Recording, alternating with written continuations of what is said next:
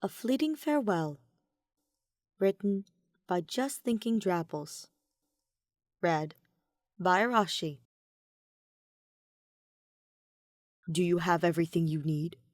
Hubert asked for the umpteenth time. Ferdinand nodded and chuckled lightly as they stood in front of the carriage that was waiting for them to finish their goodbye. And what a long goodbye it was! They couldn't help it, though. Ferdinand would be gone for a month to visit Brigid, and while he was happy he was going to see Petra and Dorothea, he still felt saddened about having to leave his husband. He knew Hubert wasn't happy about it either, and even though he understood that Ferdinand had to go, he was still worried about him. It was obvious, as he wrung his hands together behind his back, teetering from one foot to another, while he continued to think up questions so he could keep Ferdinand around just a second longer. Time was fleeting, however, and they were both aware that they were quickly running out of it. "I do, my love. I know you've made sure of that," Ferdinand said sweetly, as he took Hubert's hand in his and gave it a tight squeeze. "I will make sure to write to you often. Okay?" "Of course, and I shall do the same." He gave a small smile that to the untrained eye looked very happy and content, but Ferdinand was aware of all of Hubert's quirks and tells, and he knew that the tiny upturn of his lips spoke to the fact that he was already longing for him, and he hadn't even left yet. Despite how hard he tried to keep them at bay, Ferdinand felt tears welling in his eyes at the thought. "Promise?" "I promise." Hubert lifted his hand to his lips and pressed a gentle kiss to the back of it, causing his husband to blush.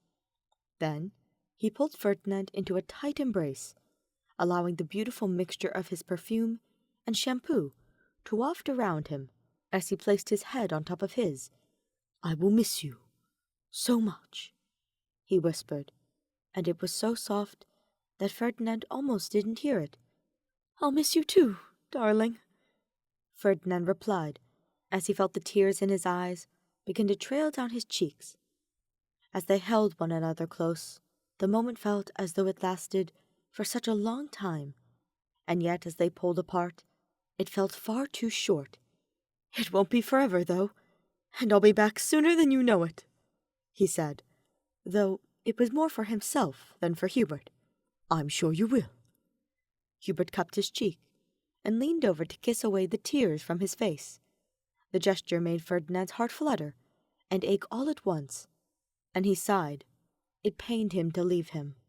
"I love you," he told him, and gave him one last kiss on the lips.